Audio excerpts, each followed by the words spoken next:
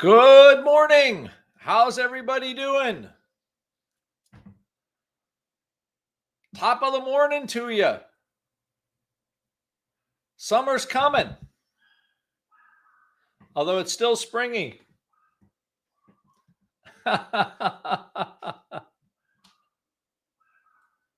If you can hear my dog yelping in the background, tell me and I'll close the door. It's springtime and my dog is chasing critters all over the place. I got to close it. She's driving me crazy myself.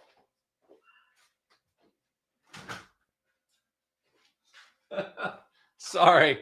Pearl is going to pearl. So today, what are we going to do? We're going to talk about NVIDIA. We're going to talk about NVIDIA. We're going to talk about what the expected move is. We're going to cover what a straddle is, calculating the expected moves, some past earnings moves, some surprises in the skew, and some of the sentiment around earnings and whatever my opinions on it. And Mark tonight will go live at 6:30, I believe, and he will be followed by Voz with the game plan. If you're not a subscriber to that, you should check it out. Links are above and will be in this room after the video. And as usual, when I do a state of the market, you should have, when we send it out, I believe there'll be a little PDF of this for you. So you can use something to take with you. So we got NVIDIA earnings tonight. And I just got a question. How many people actually trade earnings? You know, like you feel like you got to have some action on the earnings. Just out of curiosity.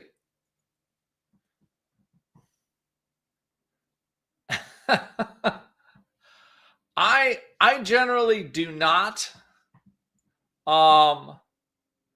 unless there's something I want. Reed M says occasionally for fun. So, so I find it's a good opportunity if you want to buy a stock at a lower price. Sometimes you don't really want the result. So today what I want to do is just talk about basically what the straddle is and just trying to see what the market is telling you is going to happen. Then we're going to talk about calculating whatever the expected move is out of that. Past earnings moves in NVIDIA, because I do have some opinions about that. What the skew looks like now, I'll explain what skew is, and then the sentiment around earnings, and that will probably kill our 30 minutes pretty fast. So overall market view, I think if NVIDIA earnings are just good, they give a decent outlook on demand, I think that's going to be very bullish the broader market. So personally, I'm going to probably leaning a little long SPY because I think it's going to be pretty good. Most of big tech has not cut spending. So NVIDIA, I assume, is selling a lot of stuff. That's what I think. So it's not going to surprise me if we trade 6,000 SPX by the end of the week. That's my big guess. Now, if you're looking at NVIDIA, how much are they charging for things right now? Well, let's take a look. So the first thing is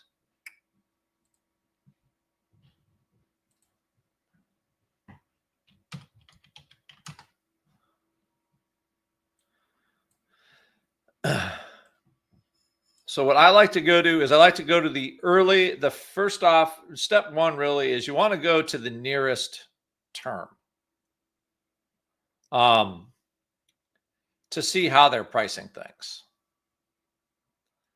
Now, when you look at a straddle, that's just the call and the put of the at the money option. So NVIDIA is trading 135. The straddle is trading a little less than $10. So when you're looking at this, the market thinks NVIDIA is likely going to move $10 or less between now and expiration.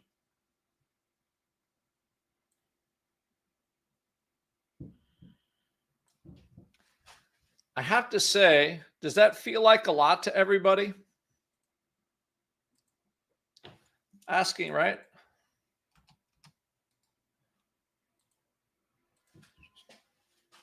So first off, the strategy you want to look at is find the nearest expiration.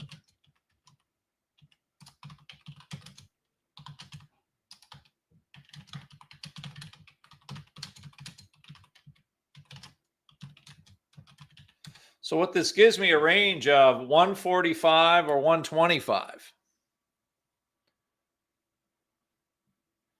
Now, I don't know about you, but it doesn't feel like a lot. Now, it's trading at 113 implied volatility, which is going to sound very high. But a move of only $10, the market is, again, they're not paying up for these options very much. So just from the expected move point of view, it's not that much. Now, is it a lock that it's going to move $10 or more in the next 2 days? Like, so it's Wednesday tonight, we have the overnight move. Then you have the trend for Thursday and Friday. Carol asks, how did I get $10? I just add the call price and the put price together of the at the money option. So 5 plus 470 is around 970. So I'm giving $10 as my estimate. You add the call and put together. At the money of the nearest expiration. Okay.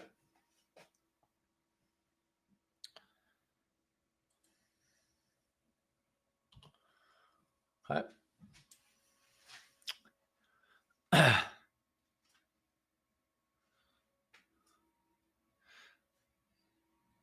Now, part of this is essentially the market's best guess based on the information I have.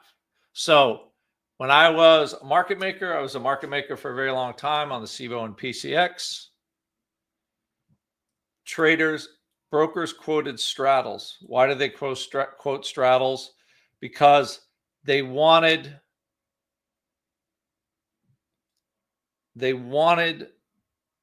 what we thought the move was going to be. So remember your straddle price, right? This price that was around $10.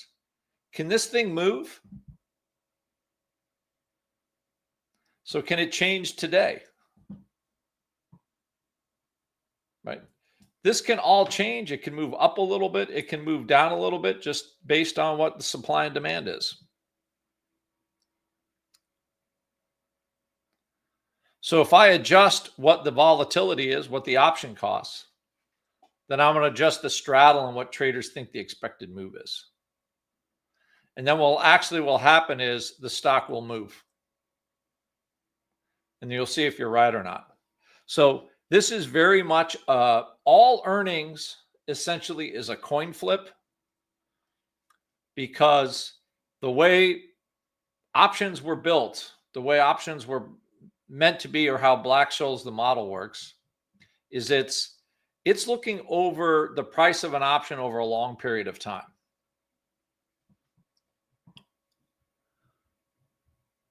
Not one day.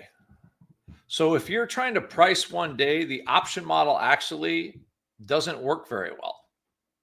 What works is looking at the price, what market makers are pricing the move is,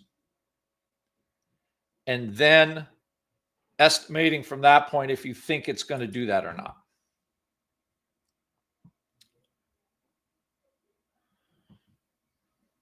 Is everybody clear on what information this is giving you?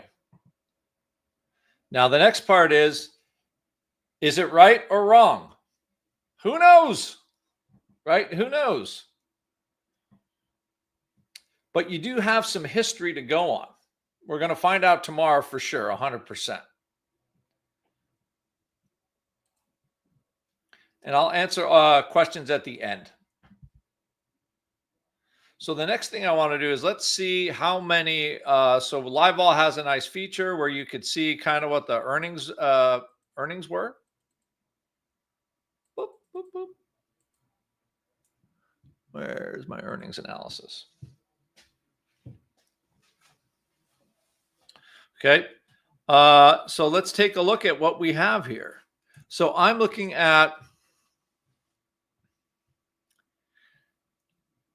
how many times, or what the average move here, the market was saying, hey, the option implied move was around 8.3%, but the average actual move is only 6.3%.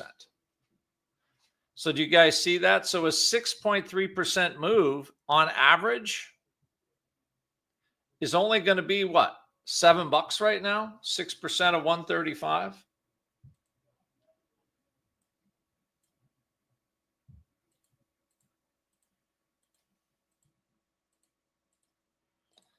$8. So the term I look at, so is $10 for 2 days basically covering what the market expects?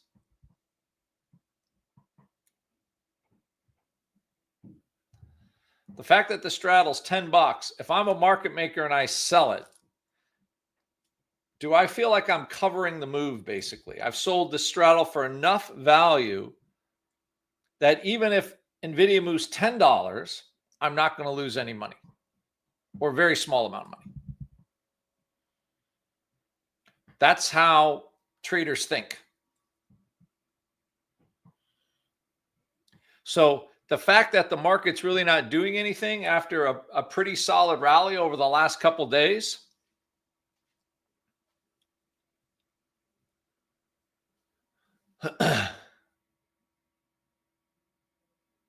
so right now, your average move is, the option implied move is 8.34%.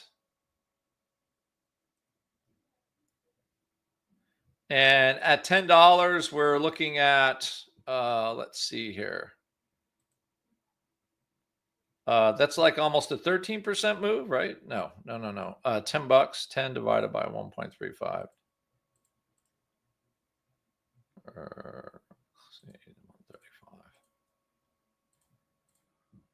7.5% move. So it's a little light. Usually they're around 8%, and now we're down to 6%. So it's less than normal. But the stock has not been doing anything great over the last, 8 quarters. We had one big mover, but we haven't had much since. So from an option pricing point of view, if you're just looking at the straddle, the market's not expecting very much. And part of this, again, in my opinion on how this is priced, is NVIDIA now is a $3.3 trillion company. It's probably the top 5 market cap in the world. How big is it going to get?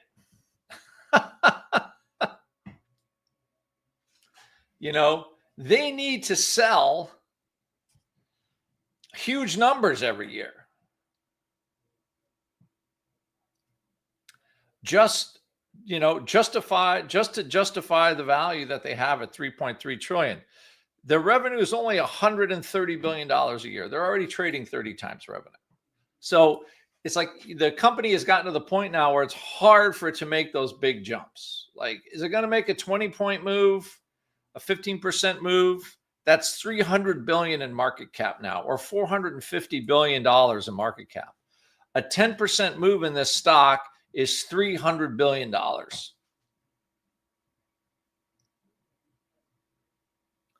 So it's a lot harder now once a company gets as big as NVIDIA is, to really make any kind of a move, in my point of view. Now, the next thing here on our list, so we have past earnings moves. So we're about 8.6% is the implied move.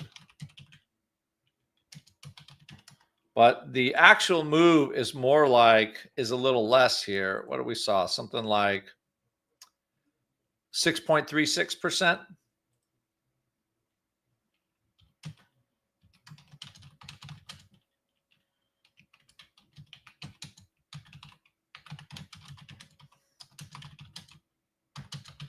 What I call 8 cycles. Now, from a trade point of view, if you want to buy stock at $100 and you look at a June 20, okay, I want to buy the stock at $100. They're basically not even paying anything for that put anymore. The June 2100 puts are 30 cents. You don't want to sell that. The June 2115 puts are 109. If you want to buy stock at $115, they'll pay you 1% for that. Barely 1%. You want to buy stock at $120 and you sell a put, they're going to pay you 1.5%. Right?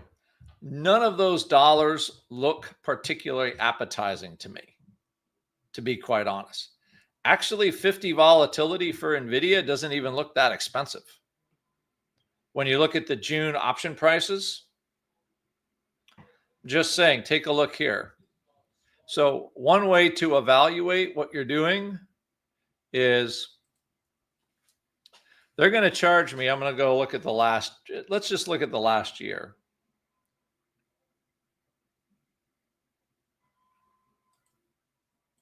Six months. And I'm going to look at the last 30-day volatility.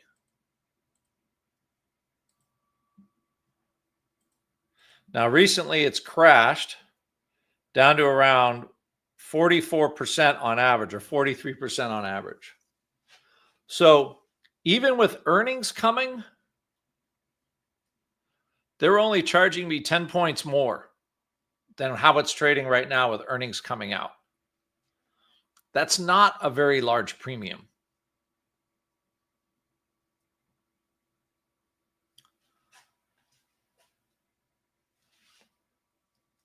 So it's very, I would say, like an unexciting, as far as from a pricing point of view. They're not charging a lot of money for the current move. And implied volatility in June is actually relatively inexpensive in my view.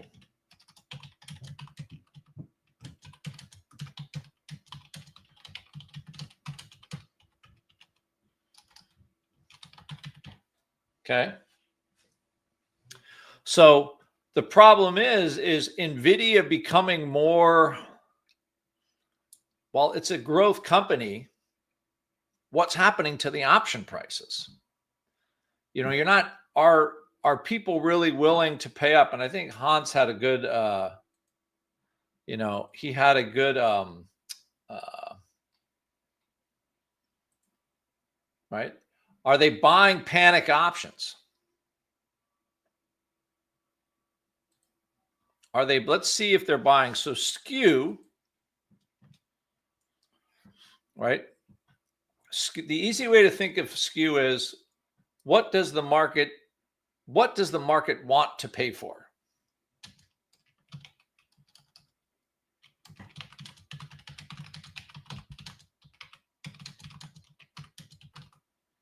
So if you think of it like this,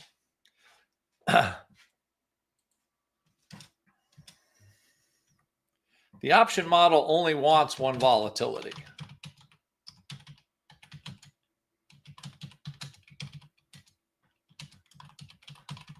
So, right, realized volatility, how the stock is actually moved, is what your option is going to be worth.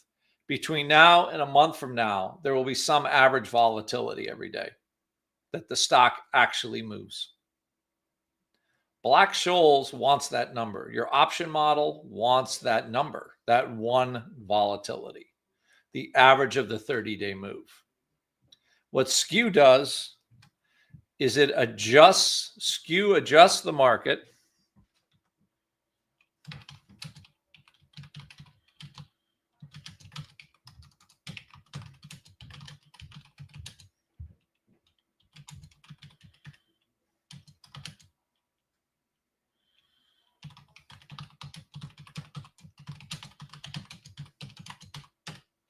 okay?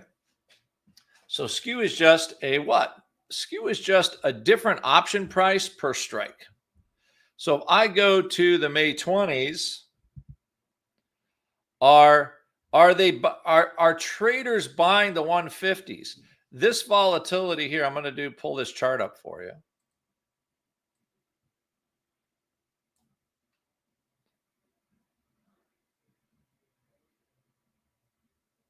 There we go. All right. So they're only charging me about 109 volatility for the 150s, 69 cents. At the money, they're charging me 113 volatility. So this is 113. The fact that that option price is less than the at the money, basically traders are telling you they don't think it's getting there.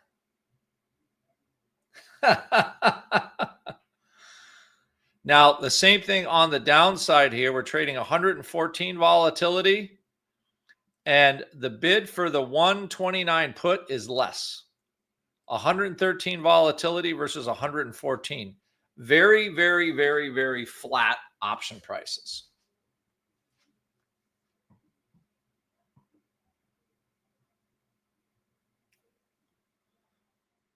So from a skew point of view, meaning the difference between volatility at the money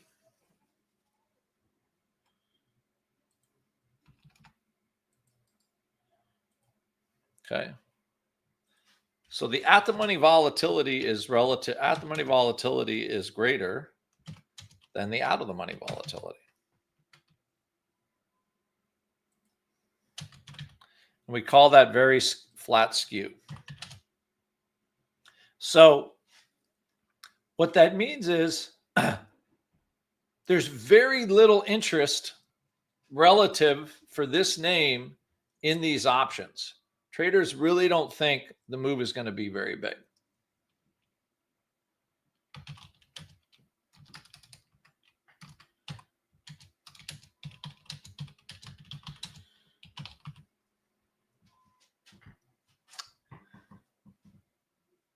So normally I would say, like, there was a time where NVIDIA really moved.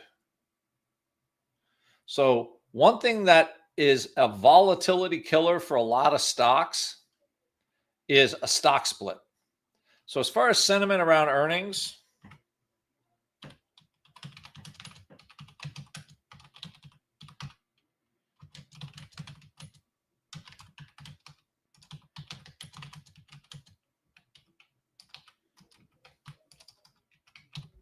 the big moves tend to go away. Let's look at a couple of examples, right? I'm going to look at a 2-year chart of, let's say, Amazon. Remember, Amazon used to be a $1,000 stock or $2,000 stock or something when they split.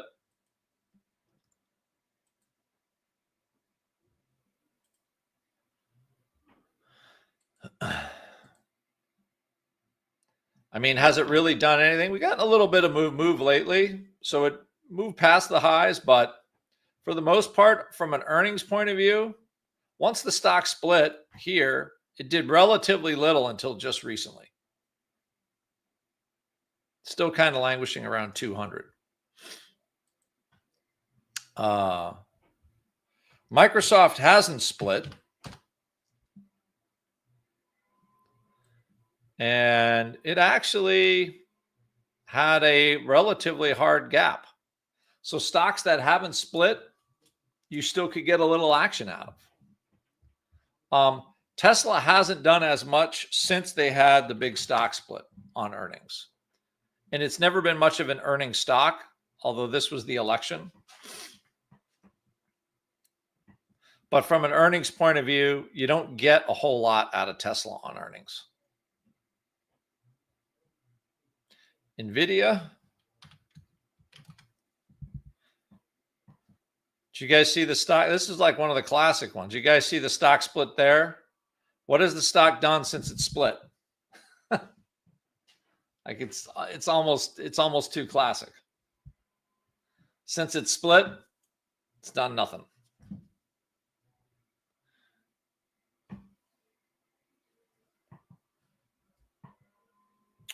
So is it an interesting stock to trade when we drop a little lower, move a little higher? Sure. But from a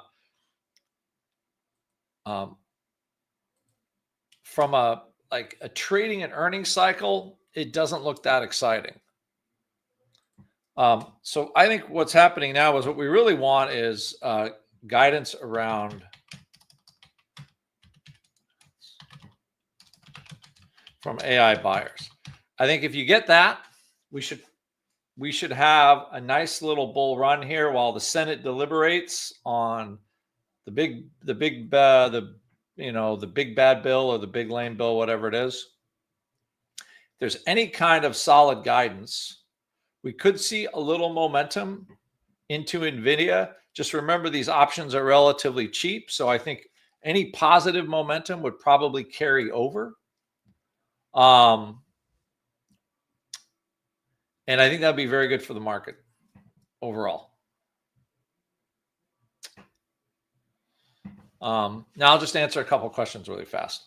So again, I think because AI buyers are still there, if they provide any guidance about it, that's even remotely positive. Because remember, all expectations are very poor right now.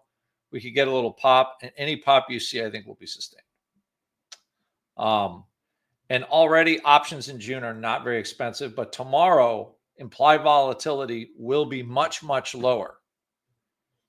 Therefore, a run we have to the end of the week, it's going to be relatively cheap and, should be worth the ride. A couple of questions. What's the average true range? Average true range is just the high low of the day. So realized volatility is basically your close to close price. Okay. And your ATR is your average true range.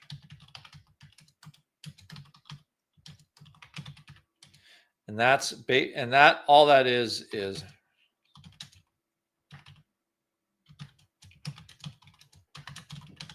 generally a bigger, right? Okay.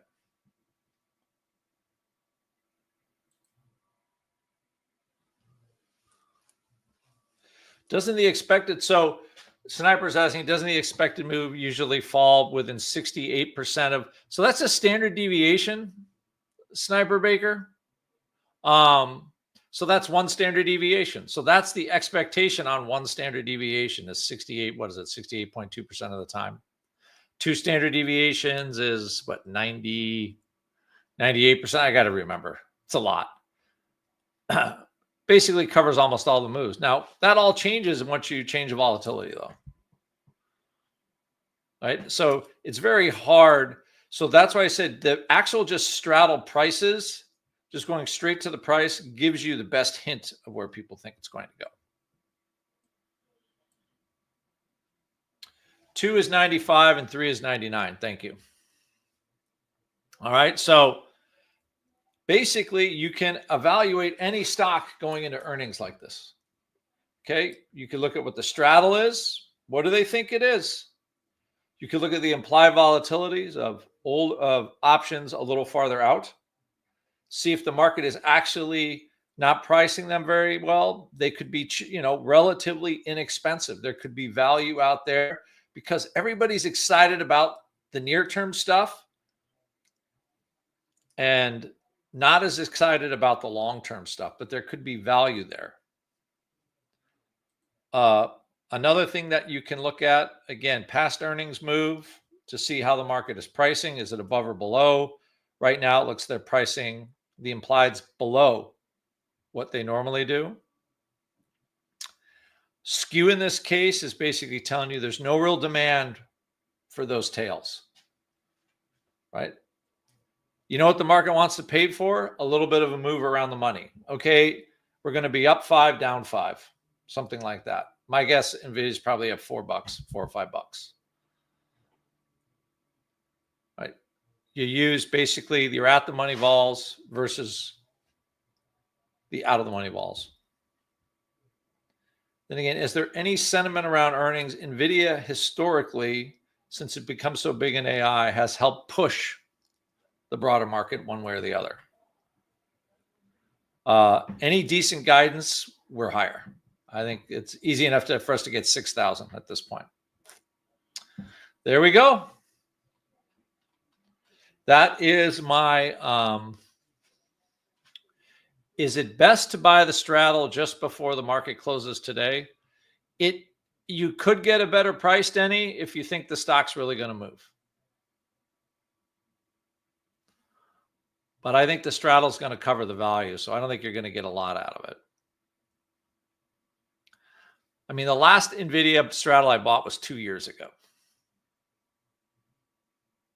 And a question from Arch Nemesis, will vol collapse in the broader market? I think volatility will be a lot lower by Friday.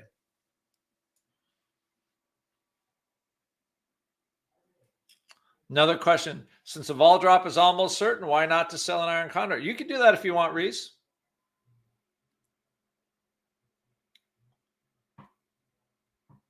I just don't sell them into earnings. It's just like, it's a habit, you know. To me, it's like driving drunk, you know. There's other things I'd rather do. That's all. Sometimes they work. That's a habit. Well, it's what I'm saying is it's a bad habit, Mike of Albion. A habit you don't want to get into. Selling iron condors around earnings, it looks sexy, but you could be miserable. I think there are better times to do it. All right, everybody, have a good day. That's the state of the market today. We're all going to be waiting. Let's say driving dunk doesn't work. That is correct. Driving dunk doesn't work. And selling iron condors around earnings doesn't either. There you go. You guys have a good day.